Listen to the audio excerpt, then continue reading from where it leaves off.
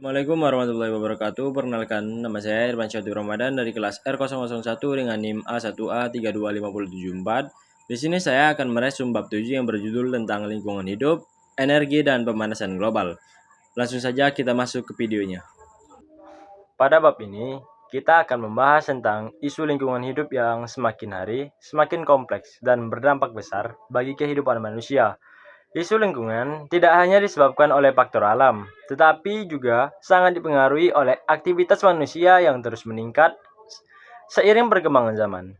Salah satu masalah utama yaitu pencemaran udara.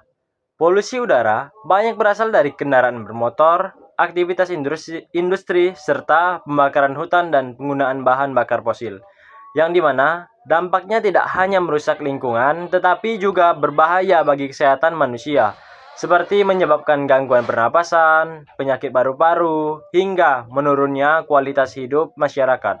Selain itu, pencemaran air juga menjadi masalah serius. Limbah industri, limbah rumah tangga, dan juga penggunaan bahan kimia dalam pertanian menyebabkan kualitas air semakin menurun. Air yang tercemar tidak hanya membahayakan manusia saja, tetapi juga mengancam kehidupan makhluk hidup di dalamnya, sehingga keseimbangan ekosistem air menjadi terganggu. Kerusakan hutan juga menjadi isu penting yang perlu diperhatikan. Hutan memiliki peran besar dalam menjaga keseimbangan alam, menyerap karbon dioksida, serta menjadi habitat bagi berbagai flora dan fauna. Namun, aktivitas seperti penebangan liar, pembukaan lahan besar-besaran, dan juga kebakaran hutan menyebabkan luas hutan terus berkurang dari waktu ke waktu. Akibatnya, keanekaragaman hayati juga ikut terancam. Banyak spesies tumbuhan dan hewan yang mengalami kepunahan karena habitatnya rusak atau hilang. Jika kondisi ini terus dibiarkan, maka keseimbangan ekosistem akan terganggu dan berdampak pada kehidupan manusia. Di dalam konteks global, penyelesaian masalah lingkungan tidaklah mudah. Hal ini karena adanya perbedaan kepentingan antar negara. Negara maju yang sudah lebih dulu berkembang cenderung menghasilkan emisi yang lebih besar. Sementara itu, negara berkembang masih membutuhkan pembangunan ekonomi untuk meningkatkan kesejahteraan masyarakatnya. Konsep tragedy of the commons menjelaskan bahwa sumber daya yang digunakan bersama dapat mengalami kerusakan jika tidak diatur dengan baik. Setiap individu cenderung memanfaatkan sumber daya sebanyak mungkin untuk kepentingan pribadi, sehingga pada akhirnya merugikan semua pihak.